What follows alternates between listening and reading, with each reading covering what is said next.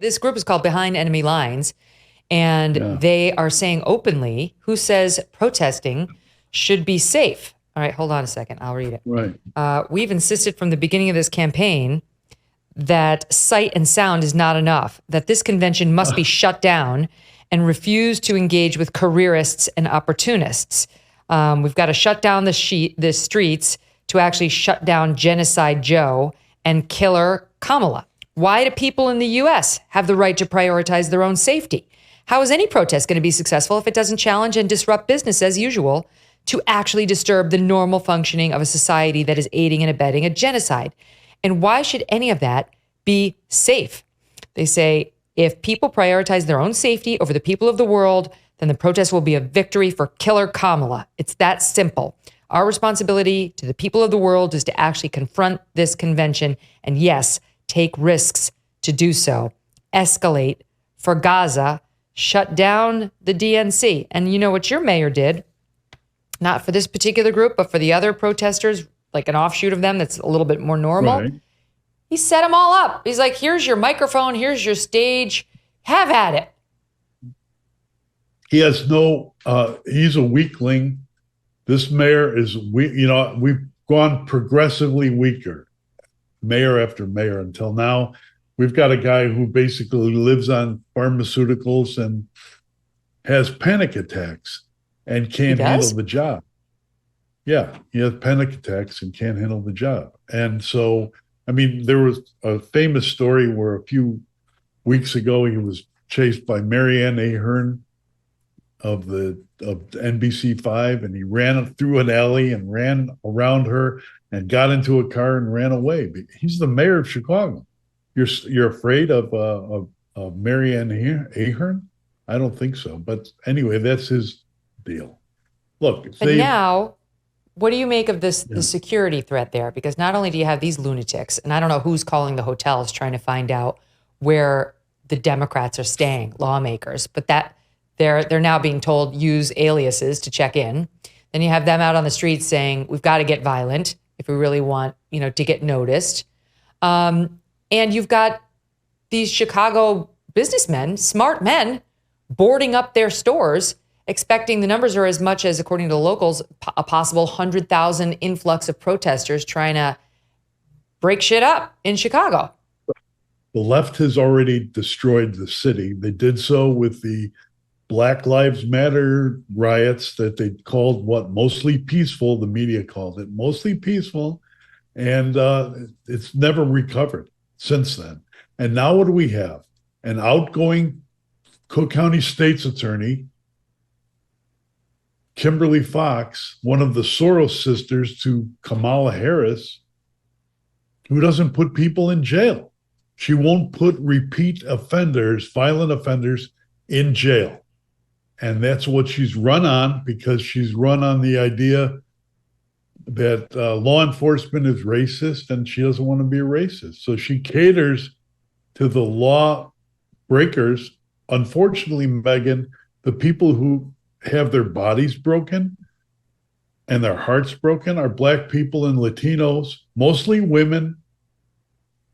And while the big fat cat donors from this event are living in Pritzker appointed royal housing in Lake Geneva and just driving in 90 minutes for the convention, the rest of the people are stuck with it.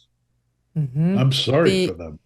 The governor, though, he sounds all John Wayne-y. I mean, you heard him on CNN like, hey, they're going to get arrested. Here he is. Listen here. So it's a whole different situation. And honestly, I expect that we're going to have peaceful protests. We're going to protect the protesters, but also protect all the people visiting, 50,000 people coming to Chicago, and the residents of Chicago. So the plan's been in place for a year and a quarter now already.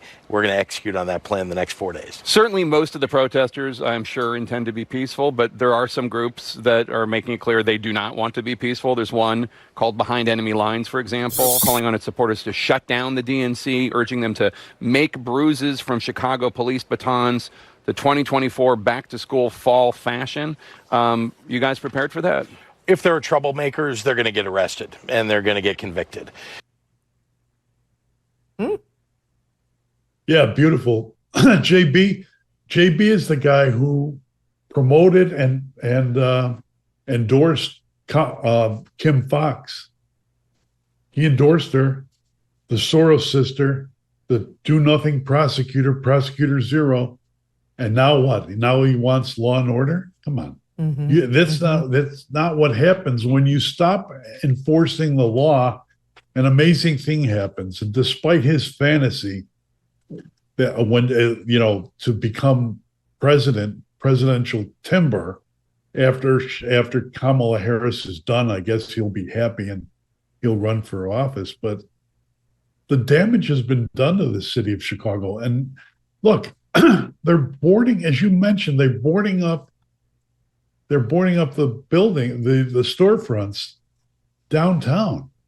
You were at the convention in 1996, the Clinton inauguration, weren't you? Or the Clinton coronation? I was still a practicing lawyer then. Actually, wait, what did I say? I was living in Chicago then, but I didn't go to the convention.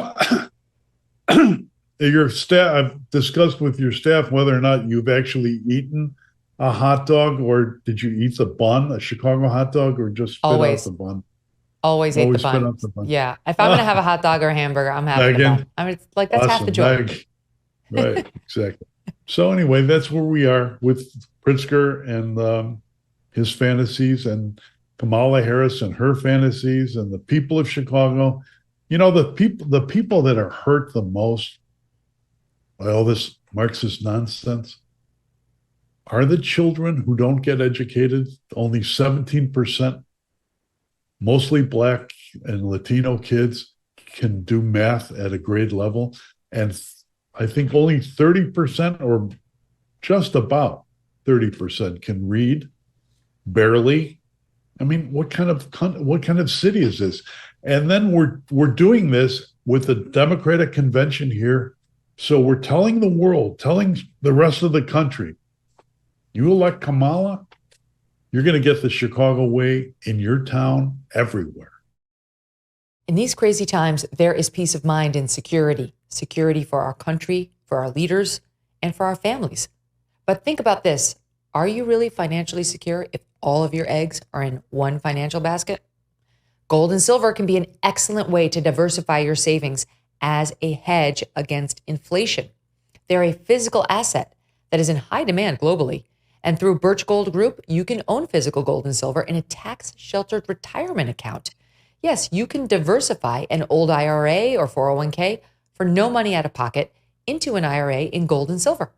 Text MK to 989898 and receive a free no-obligation info kit and learn the role precious metals could play in your overall saving strategy.